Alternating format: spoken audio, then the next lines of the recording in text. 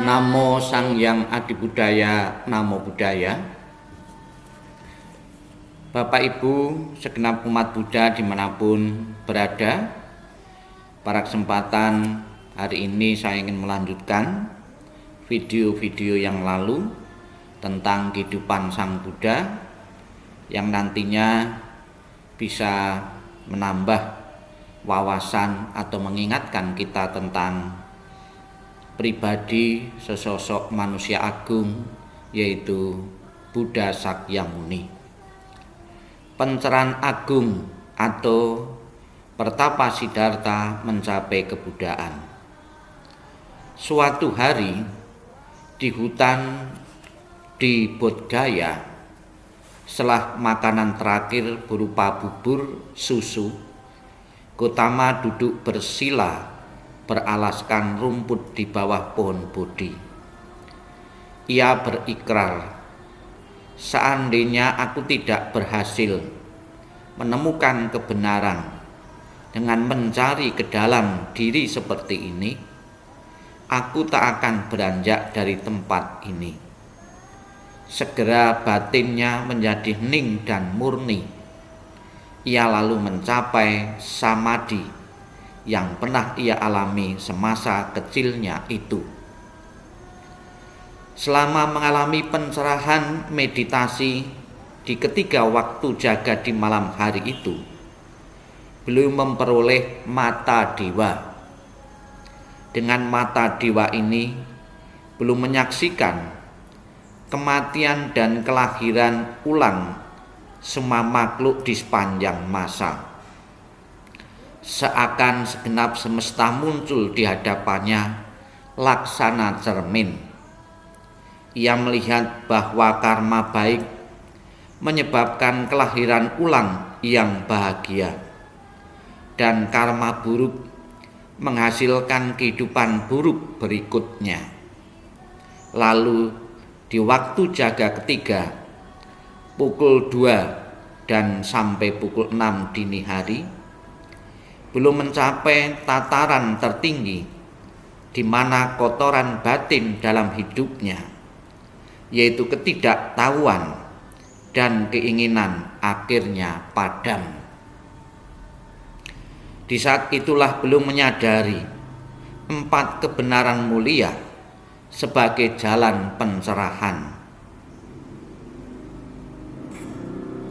Seraya mencatat bahwa inilah derita dan inilah penyebab derita, inilah akhir derita dan inilah jalan menuju berakhirnya derita.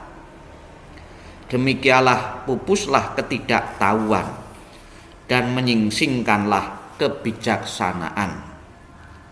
Tercerahkan belum menyadari berakhir sudah kelahiran ulang. Sempurna sudah hidup suci ini. Selesai sudah apa yang harus dikerjakan. Tiada lagi hidup seperti ini. Setelah ini beliau dikenal sebagai Buddha Gautama, salah satu dari sekian banyak Buddha yang pernah dan yang akan muncul kelak. Demikianlah di usia 35 tahun, di hari bulan purnama bulan Waisak antara April dan Mei sekitar tahun 588 sebelum Masehi, di tempat yang dikenal sebagai Bodhgaya, Gautama mencapai pencerahan sempurna. Terlahirlah agama Buddha di dunia ini. Buddha lalu melewatkan waktu 7 minggu merenungkan kebenaran yang baru saja ia sadari, khususnya kebenaran mendalam yang sulit diselami mengenai hubungan sebab musabab, yaitu kebenaran tentang musabab yang saling bergantungan. Pada awalnya, Buddha merasa enggan untuk mengajarkan kebenaran ini kepada orang banyak.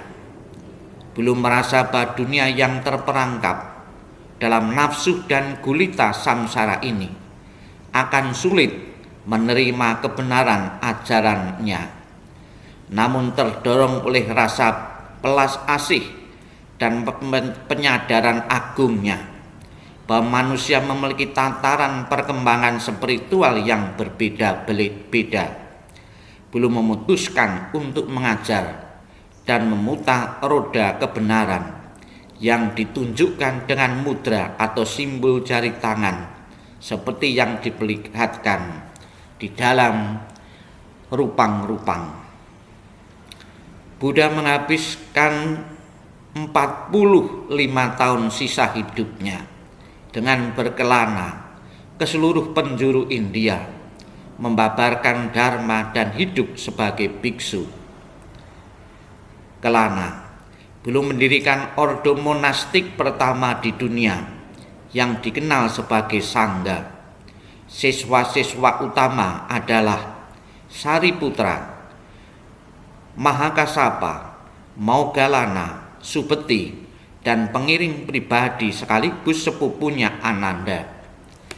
Para pengikutnya adalah orang dari berbagai kalangan seperti raja, pangeran, menteri, pertapa, brahmin, serta rakyat jelata.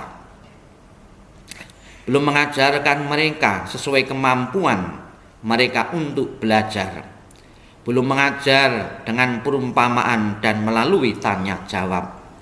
Belum mengajar dengan perumpamaan dan melalui berbagai macam cara. Dengan menerapkan segala cara yang sesuai untuk membantu perkembangan spiritual mereka. Beliau tidak menuntut keyakinan membuta, namun menunjukkan sikapnya yang tidak biasa, yaitu datang dan alami sendiri. Sikap ini mendapat tempat di hati ribuan orang. Jalan yang diajarkannya adalah jalan mandiri yang membutuhkan upaya pribadi dan teguh. Buddha juga mengalih yakinkan ayahandanya, keluarganya, serta sejumlah besar rakyat Sakya.